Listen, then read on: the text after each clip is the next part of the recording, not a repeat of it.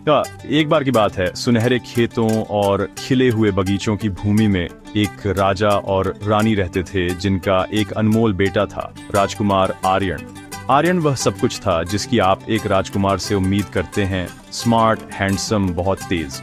लेकिन एक समस्या थी, उसे बहुत घमंड था। मेरा मतलब ऐसा सच सच सच में बहुत घमंड। क्यों? क्योंकि उसे कभी एक उंगली भी नहीं हिलानी पड़ी थी। नौकर उसके लिए सब कुछ करते थे और दुनिया उसकी इच्छाओं के इर्द गिर्द घूमती थी। धीरे धीरे आर्यन को लगने लगा, मैं एक राजकुमार हूं, मुझे कभी अपने हाथ गंदे करने की जरूरत नहीं है। जीवन मेरे सामने झुकने के लिए है। एक चमकदार सुबह आर्यन महल के आंगन में टहल रहा था जब उसने कुछ अजीब सुना। कोई झाड़ू लगाते हुए गा रहा था।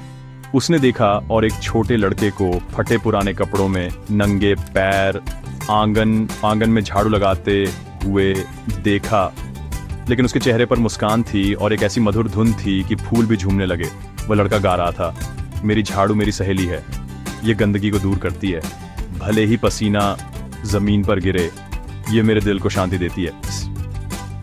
उसके गीत में कोई घमंड नहीं था, कोई शिकायत नहीं थी, बस ईमानदार काम का सीधा आनंद और मिठास थी। आर्यन दंग रह गया। उसने पहले कभी किसी गरीब बच्चे की खुशी पर ध्यान नहीं दिया था, लेकिन इस गीत ने उसके अंदर कुछ गहरा जगा दिया।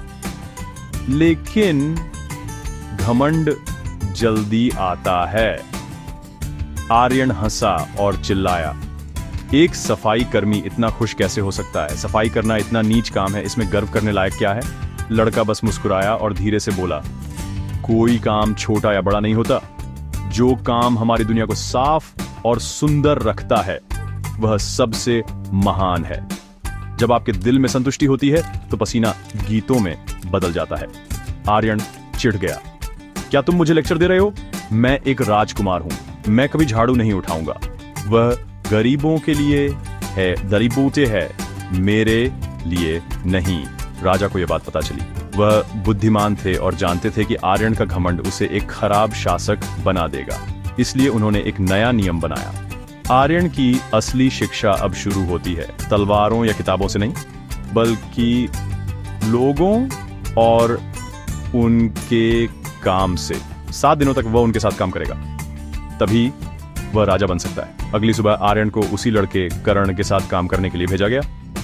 करण ने मुस्कुराते हुए उसका स्वागत किया। आज तुम मेरे पार्टनर हो, चलो सड़कों को साफ करते हैं। आर्यन झिझका, झाड़ू उठाई और उफ, सेकंडों में छाले पड़ गए। उसकी नाक में धूल, छींकें आने लगीं। कोई ये कैसे करता है? वो करा उठा। लेकिन करण बस गाता रहा, झाड़ू लगाता रहा और मुस्कुराता रहा।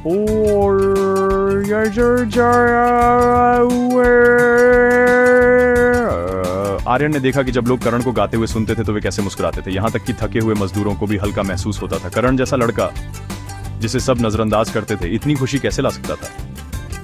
दिन खत्म हुआ। आर्यन थका हुआ था, उसके हाथ दुख रहे थे। करण ने उसे पानी दिया और कहा, पसीना गिरने के बाद ही तुम किसी गीत की असली मिठास का स्वाद चखोगे। कड़ी मेहनत हमें सिखाती है कि असली शांति क्या है।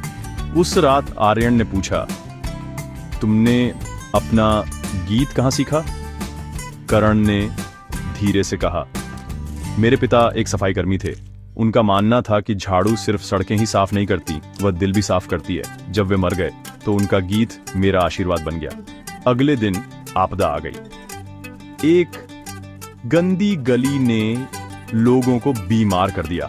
किसी ने उसे साफ करने की हिम्मत नहीं की। राजा ने घोषणा की, जो भी इस गली को साफ करेगा वह सच्चा हीरो है। सबकी निगाहें आर्यन पर थीं। वह डरा हुआ था, लेकिन करण ने उसका हाथ पकड़ा।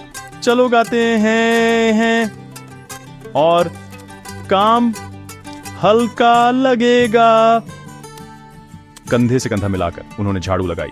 करण गाता रहा। आर्यन ने गुनगुनाया। घंटों बाद गली साफ हो गई। भीड़ ने जयकार की। राजा गर्व से मुस्कुराए। आर्यन सीधा खड़ा हुआ और बोला, आज मैंने सीखा, कोई काम छोटा नहीं होता।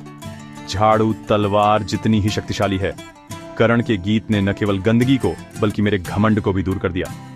उस दिन से हर सुबह आर्यन और करण का गीत महल में गूंजता रहा और उस राज्य में घमंड फीका पड़ गया।